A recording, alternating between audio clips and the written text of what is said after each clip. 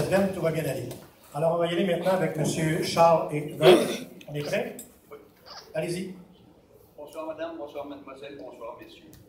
Jeudi dernier, plusieurs d'entre vous ont reçu dans leur Publisac un torchon vomissant autorisé par M. Lavoie. Venant de son auteur, je n'en suis pas surpris. En plus de vomir sur moi, et ça je n'y peux rien, il a fabulé comme il le ferait un égaré mental sur tout ce que Saint-Rémy aurait manqué si Michel Lavoie n'aurait pas été maire.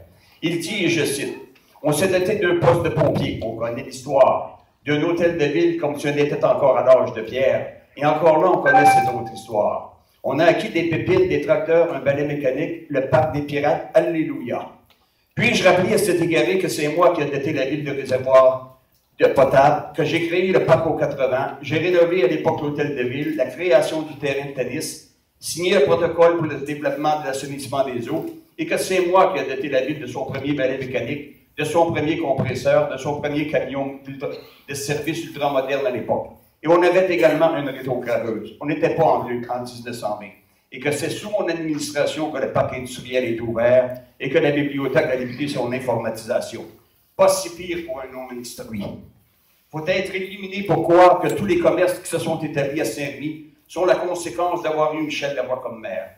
Est-ce que M. Lavoie a des actions dans ces commerces ou ils ont plutôt choisi une bonne affaire?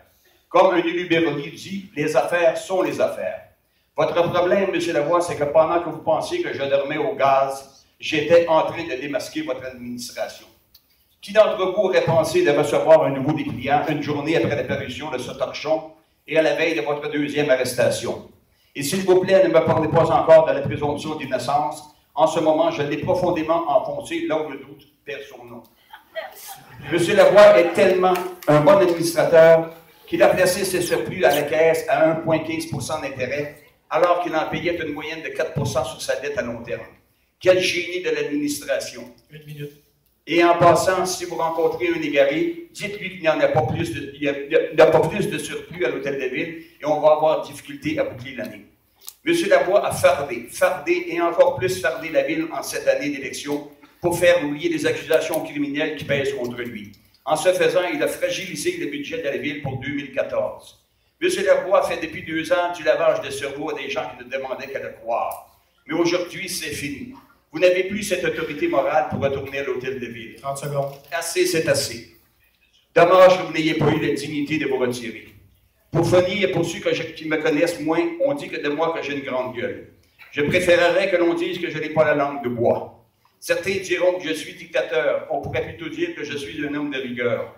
Pour ceux qui pourraient dire que je suis arrogant, je dirais plus que je suis un homme fier. Quand je parle d'équité, je ne suis pas une tour de Pise. Quand je parle de transparence, c'est clair cristal. Quand je parle de rationalisation, c'est ce qu'il faut dans le moment. Veuillez compléter. Et pour ceux qui disent que je suis vieux, je ne vais certainement pas m'excuser d'être resté plus jeune et animé plus longtemps qu'eux. Pensez-y même pas. Merci.